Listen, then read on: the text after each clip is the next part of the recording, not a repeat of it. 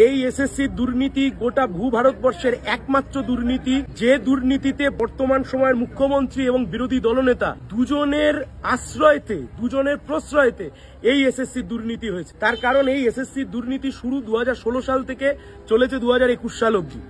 এই সময়তে 2019 সালে যে কমিটি গঠন করা হয়েছিল, যে কমিটি গঠন করেছিল, যে কমিটির মাধ্যমে এই সমস্ত নিয়োগগুলো হয়েছে, সেই কমিটির মাথায় ছিলেন পার্থ চ্যাটার্জি এবং এসপি সিনহা, যে যারা দুজন এই মুহূর্তে জেল কাটছেন।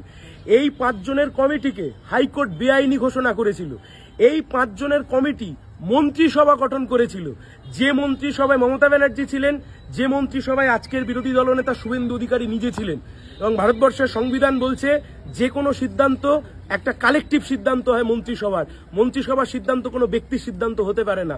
মন্ত্রিসভার সিদ্ধান্ত একটি কালেকটিভ সিদ্ধান্ত, একটি কালেকটিভ রেসপন্সিবিলিটি। ফলত এই গোটা এসএসসি দুর্নীতি যেমনভাবে আজকের মুখ্যমন্ত্রীর জন্য দায়ী, তেমনভাবে রাজ্যের বিরোধী দলনেতাও এর জন্য দায়ী। তার কারণ এসএসসির এই দুর্নীতির সময় তিনি নিজে পরিবহন মন্ত্রী হিসেবে